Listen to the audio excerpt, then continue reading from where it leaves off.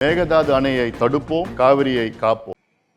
காவிரி தாய் என்பது காலங்காலமாக ஆயிரம் ஆண்டுகளாக நமக்கு நீர் கொடுத்து அந்த நீரை வைத்துத்தான் இந்த மண், இது காவிரி டெல்டா மண்.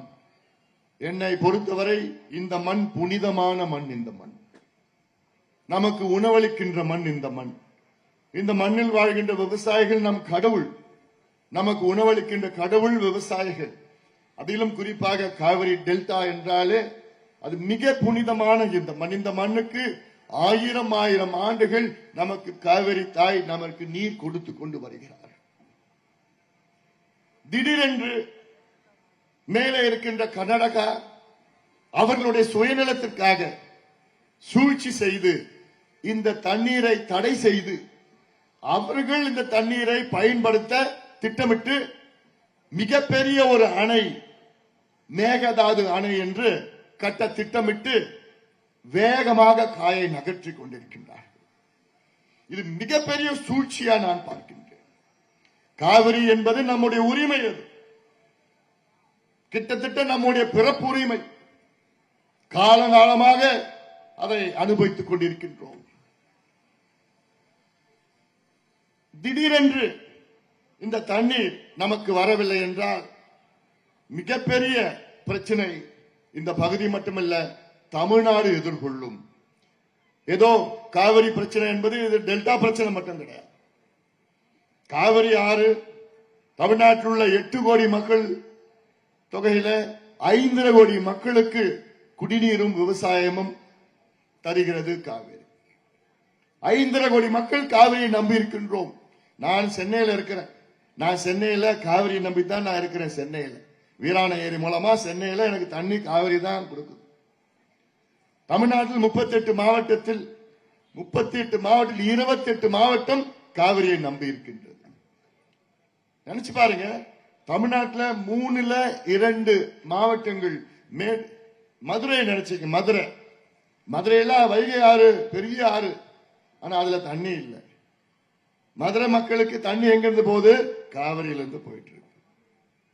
ராமநாதபுரம் கூட்டு குடிநீர் திட்டம் காவிரி, சிவகங்கை மாவட்டம் காவிரி, புதுக்கோட்டை மாவட்டம் காவிரி, விருதுநகர் மாவட்டம் காவிரி குண்டார் திட்டம், திண்டுக்கல் காவிரி. காவிரி வடக்கில் சொல்லவே வேண்டாம்.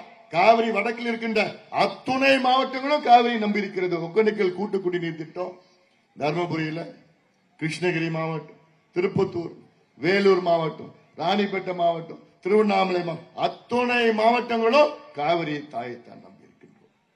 அப்படிப்பட்ட தண்ணீரை மேலே இருக்கின்ற கர்நாடகா தடுத்தார்கள் என்றால் நம்ம சும்மா இருப்போமா? சும்மா இருக்க முடியுமா? கர்நாடகாக்காரங்க பத்தி எனக்கு நல்லா தெரியும். இங்க மேடையில் உள்ளவர்களுக்கு நல்லா தெரியும். அடாவடி, பிடிவாதம், சட்டத்தை மதிக்கின்ற அந்த தன்மையே இல்லாதவர்கள். எந்த சட்டமும் மதிக்க மாட்டாங்க.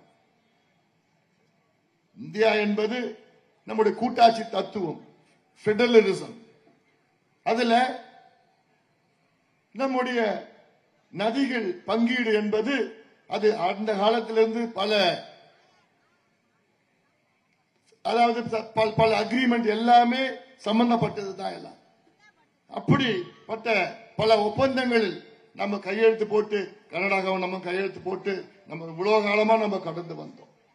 அதை எதையுமே மதிக்காத கர்நாடக அரசு, அதாவது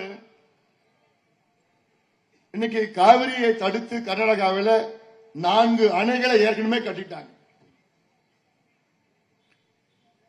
KRS கிருஷ்ணராஜசாகர் அணை, கபினி, ஹேமாவதி, ஸ்வர்ணாவதி, இப்படி கிட்டத்தட்ட 4 அணைகளை கட்டிட்டாங்க கர்நாடகா. இந்த 4 அணைகளுடைய கொள்ளளவு 115 TMC. தமிழ்நாட்டில் ஒரு அணை நமக்கு இருக்கு, மேட்டூர் அணை. மேட்டூர் அணையுடைய கொள்ளளவு 93 TMC. அங்க 115 TMC. இப்ப மேகதாதுன்னு ஒண்ணு கட்ட போறாங்க, புதுசா திட்டமிட்டு இருக்கிறாங்க. எங்கன்னா தமிழ்நாடு கர்நாடகா எல்லையில இருந்து ஒரு 4 கிலோமீட்டர் வடக்கு. அங்க மேகதாது என்பது ஒரு காட்டு பகுதி. அந்த காட்டுல காவிரி ஒரு குறுகிய இடத்துல வருது. அந்த குறுகிய இடத்துல தடுத்து மிகப்பெரிய அணை 70 TMC கொள்ளளவு கொண்ட அணையை கட்ட போறாங்க, திட்டமிட்டு இருக்கிறாங்க. அந்த அணையை கட்டிட்டாங்கன்னா கர்நாடகாவுடைய காவிரி படுகையில் உள்ள கொள்ளளவு 185 டிஎம்சியா உயரும். நமக்கு வெறும் 93 தான். நம்முடைய 2 மடங்கு அதிக தண்ணீர் கர்நாடகாவில் பயன்படுத்துவாங்க பாசனத்திற்கு. இன்னைக்கு ஜூலை 4ஆம் தேதி, சாதாரணமா ஜூன் 12ஆம் நாள் காவிரி அணை திறந்து மேட்டூர் அணையை திறந்தா இன்னைக்கு குறுவை சாகுபடி நடந்துட்டு இருக்கும். ஆனா இன்னைக்கு இந்த ஆண்டு இன்னைக்கு வரைக்கும் மேட்டூர் அணையை திறக்க முடியல, தண்ணி இல்லை. 93 டிஎம்சி கொள்ளளவு கொண்ட மேட்டூர் அணையில இன்னைக்கு 40 டிஎம்சி தான் இருக்கு. அதுவும் குடிக்கிறதுக்கு திறந்து விட்டுருக்காங்க கொஞ்சம் கொஞ்சமா.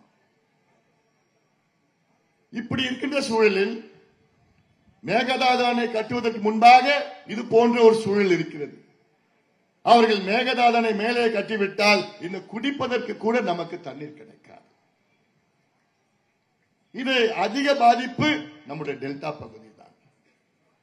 ஒரு காலத்தில் டெல்டாவில் இருக்கின்ற விவசாயிகள் எல்லாம் எலிக்கறி உண்ட அப்படி ஒரு சூழல் மீண்டும் வரக்கூடாது, வர விடமாட்டோம். ஏன்னா அவ்வளவு மோசமான ஒரு சூழல் நம்ம கடந்து வந்திருக்கிறோம். அன்று வேற பிரச்சனை, ஆனால் இன்று தமிழ்நாட்டை பாதிக்கின்ற பிரச்சனை, தமிழ் மக்களை பாதிக்கின்ற பிரச்சனை. இது டெல்டால மட்டுமில்ல, தமிழ்நாட்டுக்கு உணவளிக்கின்ற டெல்டா மட்டுமில்ல, காவிரி ஆறு தமிழ்நாட்டின் கிட்டத்தட்ட 60 விழுக்காடு உணவை அளித்துக் கொண்டிருக்கிறது. 60 விழுக்காடு. அப்படி தண்ணீர் வரவில்லை என்றால் நமக்கு மிகப்பெரிய ஒரு பிரச்சனையாக வரும். அதற்கு நாம் எல்லோரும் ஒன்று சேர வேண்டும், அழுத்தம் கொடுக்க வேண்டும், கத்தணும், சத்தம் போடணும், தெருவுக்கு வரணும், வீதிக்கு வரணும், எல்லாம் வாங்க. அதைத்தான் இங்கே நான் அதை வலியுறுத்தத்தான் இங்கே இந்த நடைபயணம் மேற்கொண்டிருக்கின்றோம்.